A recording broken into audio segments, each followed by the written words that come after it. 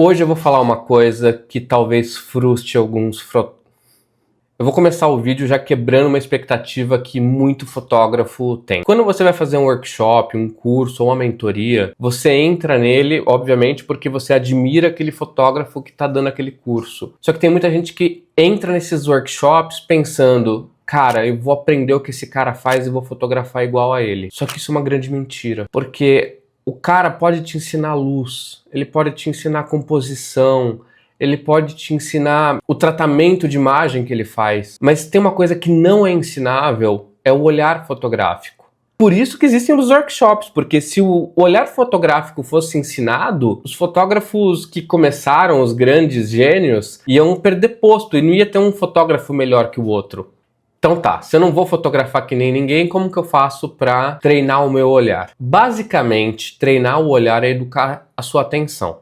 A sua atenção às coisas que estão ao seu redor no dia a dia. Seja ela luz, sombra, expressão das pessoas, som, caos, calma, enfim, tudo que você pode imaginar. É você começar a prestar atenção nas coisas de uma outra maneira. E quando você começa a entender que quanto mais você presta atenção nas coisas, mais isso melhora a qualidade da sua fotografia, mais você vai querer prestar atenção nas coisas, mais você vai querer refinar o seu olhar. Então eu vou falar algumas maneiras que eu acho que são interessantes, assim, de começo, tá? Porque é infinita a quantidade de coisas que você pode prestar atenção para melhorar o seu olhar. Mas eu vou falar algumas coisas aqui que eu acho que ajudam bastante. Em primeiro lugar, obviamente, olhando muito o trabalho de outros fotógrafos.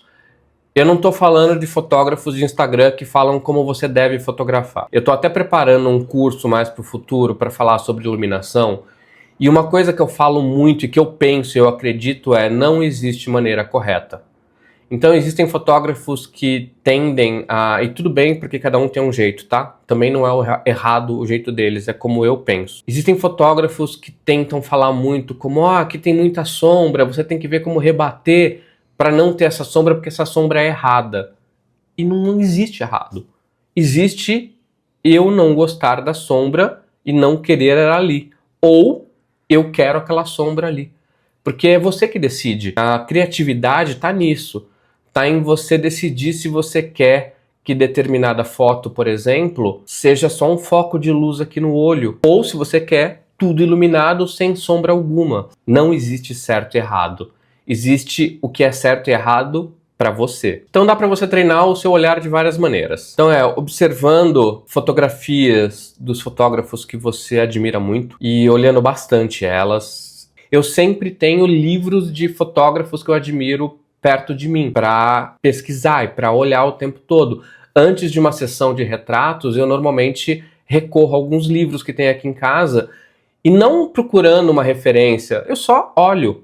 Tipo, só passo o olho, porque, cara, isso inspira demais. A segunda coisa que você pode fazer para educar mais o seu olhar: ir a exposições. Exposições inspiram. Elas fazem você começar a pensar fora da caixa. Elas fazem você ter outro tipo de sensação do que você olhar a fotografia no celular ou numa maneira digital. Assistindo filmes. E assistindo, quando eu digo assistindo filmes, é prestar atenção não só na história. Tudo bem, a história é importante, mas tenta assistir um filme com olhando a fotografia.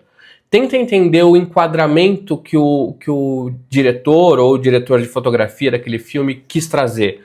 Por que que em determinado momento o personagem principal está sendo filmado de baixo para cima, ou de cima para baixo, ou no plano do olho dele? Por que que ele iluminou a pessoa de um lado e jogou uma luz do outro lado atrás da pessoa, que é uma iluminação bem comum de filme? Tudo isso, quando você começa a ativar essa percepção, ela começa a ficar automática. E todo filme que você assiste, mesmo sem querer prestar atenção, você presta atenção. Uma outra coisa é tentar ter contato com culturas diferentes. Eu sei que é uma coisa complicada de se falar, porque nem todo mundo tem o privilégio de conseguir viajar para outros países e ter contato com outras culturas.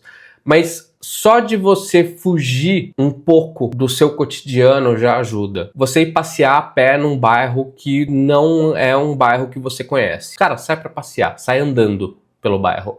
Observa as pessoas, o dia a dia delas. Ou vai para o centro da cidade, senta numa praça e fica olhando para as pessoas. Fica só olhando, observa as pessoas. Observa como as pessoas se movem, como elas sentam, como elas costumam fazer quando não estão sendo, entre aspas, observadas. Isso traz também um repertório muito grande para você de como você pode pedir para um personagem seu, quando você vai fazer uma foto, como ele pode sentar, como ele pode ficar, que seja de uma maneira mais natural. Outra coisa que é legal também é você prestar atenção dentro da sua casa mesmo, em luz, em tudo que acontece.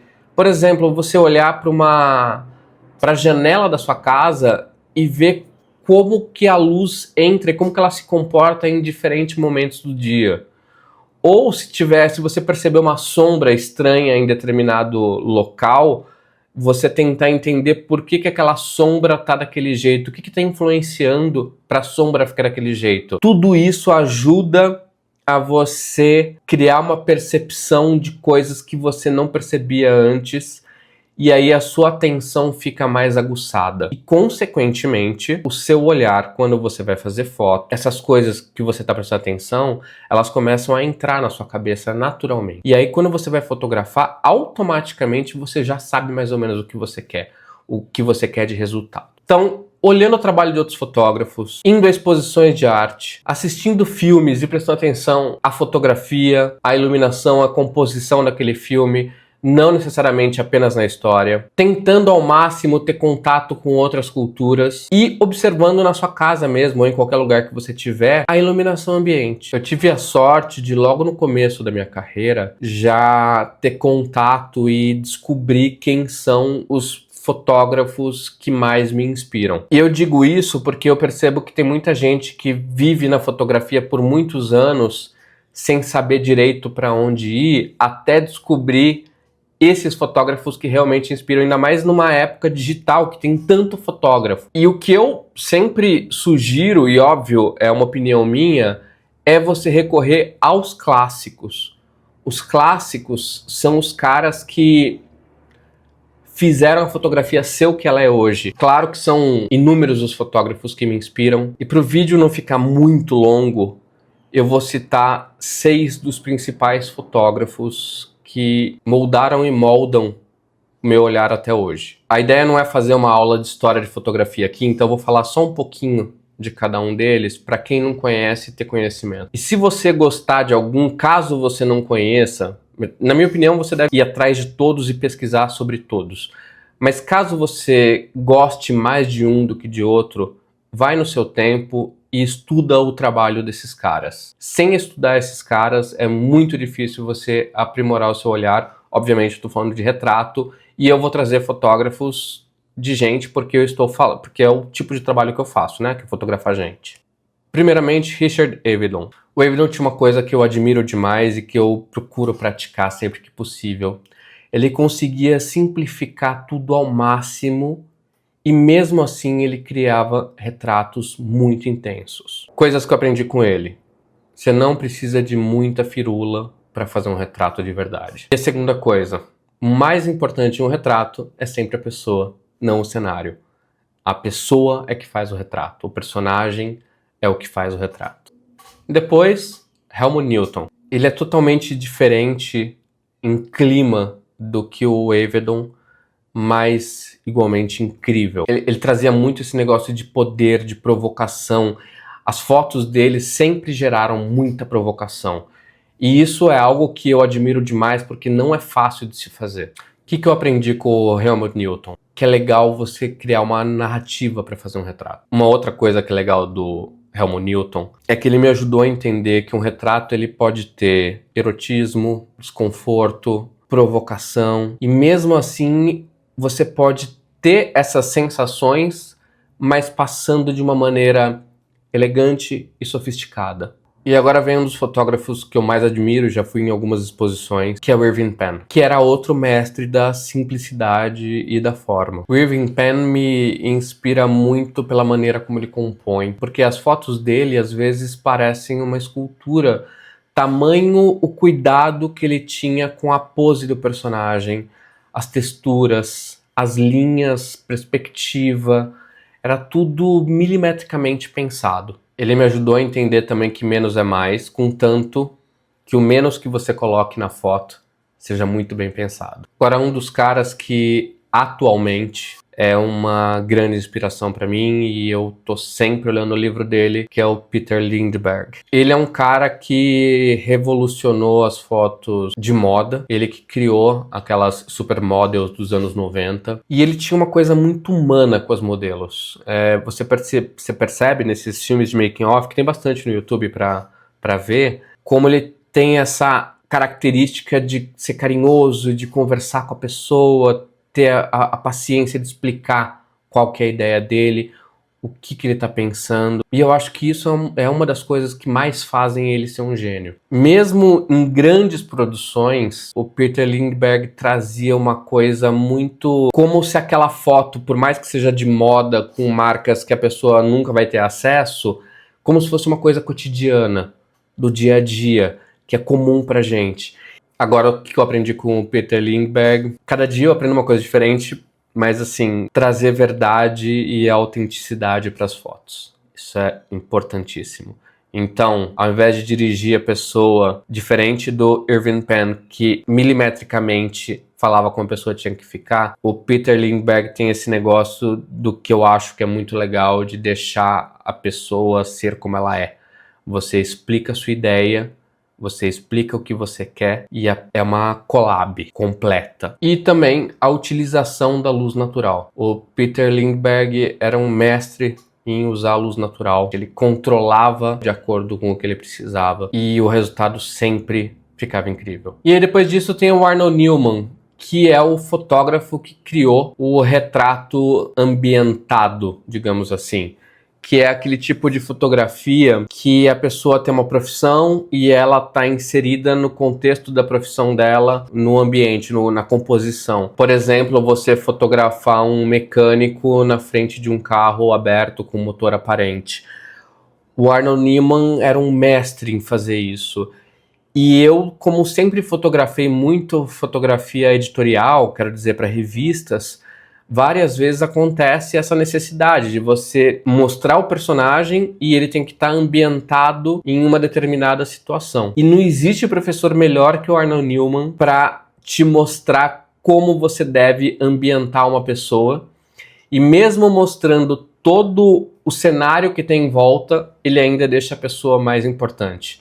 É fazer essa mixagem perfeita entre o cenário e o personagem. As coisas que eu aprendi com ele são aprender a compor a foto de maneira que tudo que esteja nela não seja simplesmente uma coisa bonita, e sim conte uma história. Ele me ensinou a compor melhor as minhas imagens. E por fim, e não menos importante, o David Bailey. O David Bailey era um fotógrafo que os retratos dele têm uma pegada muito crua, sabe? Do tipo até irreverente. Com ele, você percebe que você não precisa ter medo de trazer a personalidade da pessoa para a foto. Muito pelo contrário. Às vezes a personalidade da pessoa vai entregar um retrato que é fantástico para você. E também tentar trazer essa atitude. Às vezes a pessoa tá meio quieta e só um retrato bonito não vale a pena. Esses fotógrafos que eu falei, todos eles são retratistas naturais e que quase todos os outros fotógrafos que vieram depois desses caras se inspiraram nesses caras de alguma maneira. Mesmo que tenham se inspirado em outros fotógrafos que se inspiraram neles. Eles são tipo o Beatles da fotografia, digamos assim. Agora repara numa coisa. Todos eles são fotógrafos que são diferentes entre si. Cada um tem o seu olhar específico. E cada um tem a sua assinatura imagética. Se você olhar as fotos de todos esses caras, quando você começar a estudar sobre eles, você sabe que é deles.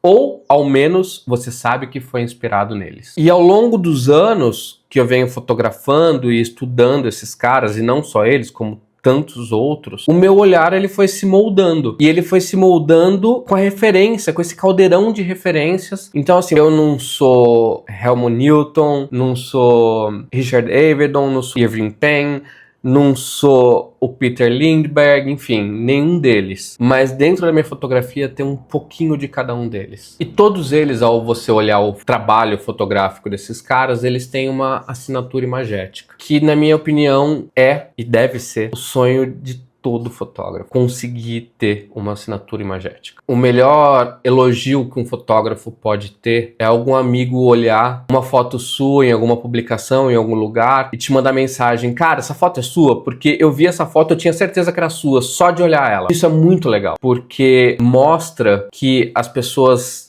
já conhecem o seu trabalho de tal maneira a entender como você pensa e como você se expressa através da sua arte. Eu tentei por muito tempo, no começo da minha carreira, ter essa assinatura. Eu persegui isso de uma maneira meio que obsessiva. E devo confessar que é uma perseguição que ela é em vão, porque não é racional. A assinatura imagética, diferente do olhar que você treina para ter um olhar fotográfico, a assinatura imagética, ela não vem da mesma maneira. Você treinar ou estudar para ter uma assinatura imagética. Ela aparece com o passar do tempo, com a maturidade, com essa quantidade de referências que você começa a se inspirar e elas vão fazendo parte de você. E aí, em determinado momento, ela brota. Quando você já fotografou muitas pessoas em diversas situações, em diversos contextos, testou, acertou e errou muito, o seu cérebro começa a fazer um filtro automático do que é bom e do que funciona para você. Ele separa o que é você do que não é. E é aí que vem essa coisa bonita, que independente de você fotografar um executivo ou um cantor de rock, a foto vai ser sua. A sua personalidade, nesse caso imagética, também vai estar ali na foto, independente de quem esteja na sua frente. Por que é tão importante você ter uma assinatura imagética? Porque, como eu falei até agora, que isso não é ensinável, que isso não é aprendível no sentido de não é um treino, ela é mais uma maturidade do que um treino, você começa a ser valorizado pelas suas características. E valorizado eu tô falando até financeiramente.